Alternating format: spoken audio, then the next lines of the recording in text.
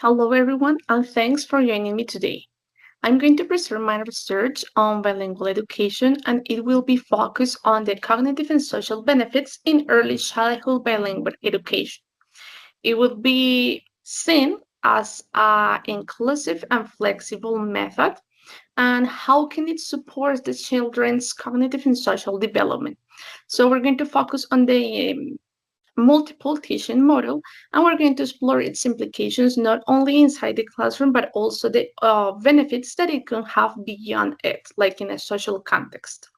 This presentation is made by Erika Nicole Borchar Pinto, and it will be presented for the class of Advanced Communicative Skills. So we need to take into account why early bilingual education matters. In this case, we have three questions that are the guides of this research. The first one is, should bilingual education start in the early childhood? The second one is, which model is the most effective for your young learners? And the most important of those are, what are the cognitive and social benefits or gains in flexible education? So in this case, we're going to use a flexible and inclusive bilingual model that can boost students' abilities across different domains, different scenarios. So what is bilingual education? So in general terms, we can say that it is the use of two languages as a mean of instruction. But we have to start by understanding some different models of this bilingual education. So in the first place, we have convergent teaching, that the instructions are given through the target language or the dominant language, and the mother tongue or the native language is only used to support the understanding in that dominant language. The immersion methods are usually use the language in two separate domains. So every language that we're going to use in the classroom is going to use in different scenarios. They are not going to be mixed, or they can't complement among them, but they are seen in different spaces.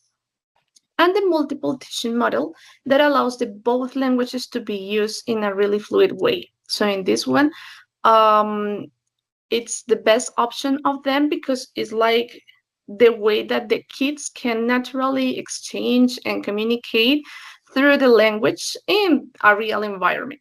So we have Ophelias Garcia's research that is one of those leading voices on translanguaging and bilingual education. And her researchers are the support to defend this bilingual teaching model.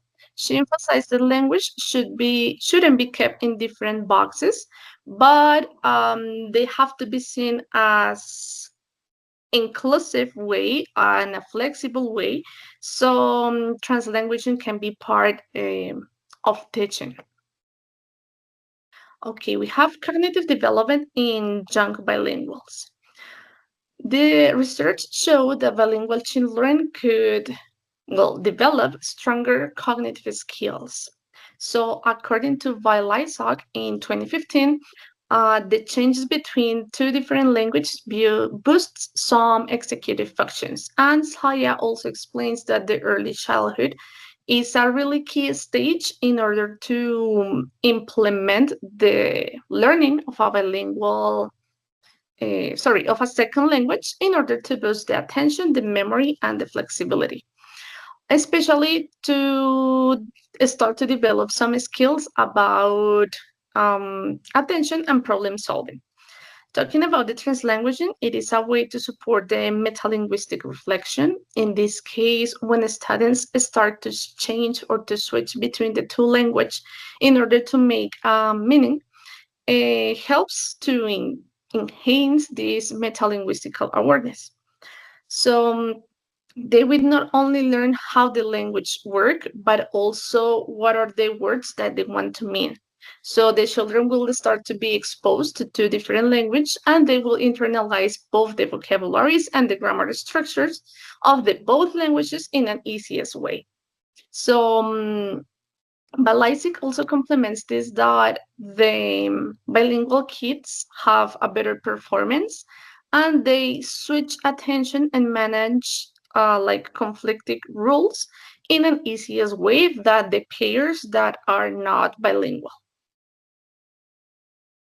Okay, we also have the mental flexibility. That in this case, the creativity is one of those major benefits. We can again talk about Bialystok's researches, and that they suggest that it fosters the mental flexibility because when a student switch between those two languages, they take into account, for example, the audience. It's not just changing the language by itself, but it also contains more complicated and complex processes behind it. Like, for example, in a class, if a kid chooses to speak Spanish or the mother tongue with one of his or her classmates, but when he or she is talking to the teacher, they use the dominant language or their target language. So they are making decisions not only about what language to use, but also maybe the vocabulary, the tone, or the clarity of the expressions they want to use. So this helps to make an adaptive thinking. So it will start to build a different kind of connections in order to have a mental flexibility and expressive skills. Saya also adds that the kids boost their creative thinking when they explore how to express themselves and build some meaning and use of different tools in order to do it. Okay, we're going to talk about now some social benefits, in this case, about or inside the classroom. So, in this classroom level, bilingual education can promote inclusivity. So, let's take into account that language is not only about expressing or understanding other people, because when you know a language, you're also carrying some values, some behaviors, and some uh, bigger cultural backgrounds in order to communicate with other people. So children will start to collaborate across the cultures and they will also develop empathy and cooperation. So it would be more easy for them, will be easier, sorry, to express clearly. According to Garcia, also translanguaging allows them to be aware of their own culture is knowing that someone else can have a different culture, but I also have my own, and that one is supported by that identity that I have. So, in order to have better gains in the classroom, it would also boost peer collaborations because those social and emotional skills will build at a stronger and more supportive learning environment for everyone. So it's not just about connecting through thoughts or expressions, but also including empathy and teamwork. That is something that bilingual education can provoke, can provoke in a context. Now we're going to talk about a broader impact of those social benefits that in this case is beyond the classroom. It opens some doors. So it is not only about what we learn in our daily lives, but also it fosters or enhances the cultural understanding.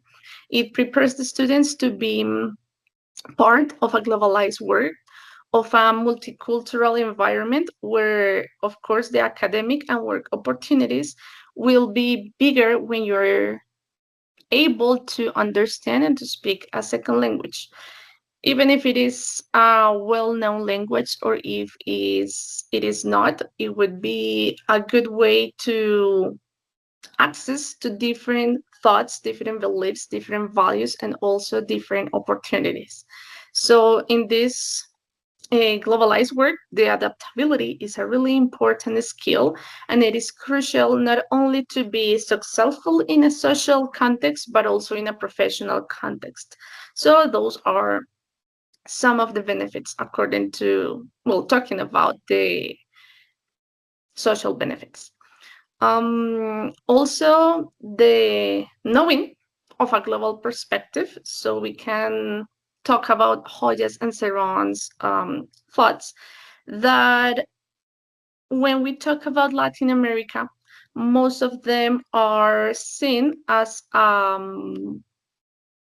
opportunity for the elite part of the society.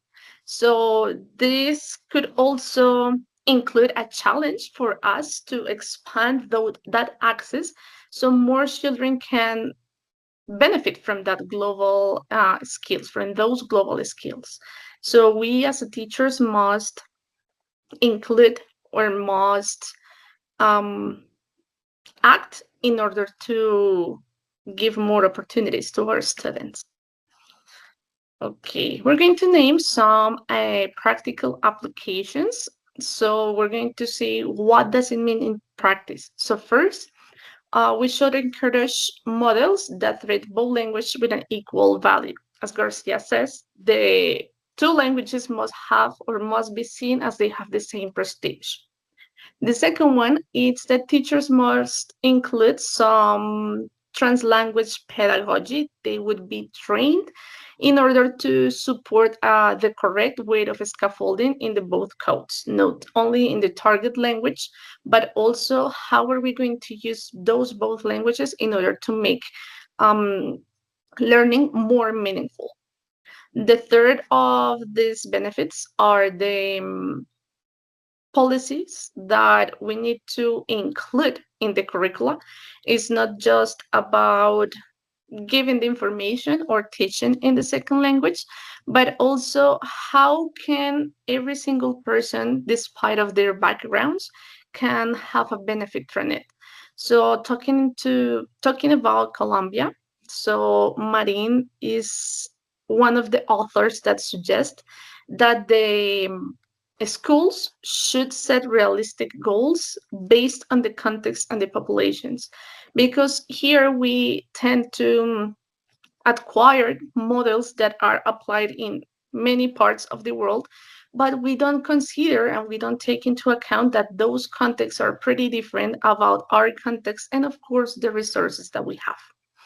And finally, um, as Hoja and Zeron says, we have to emphasize on the inclusive policies. So this bilingual education shouldn't be just for a elite group, but it must be through experience and it was form students into a meaningful and authentic way.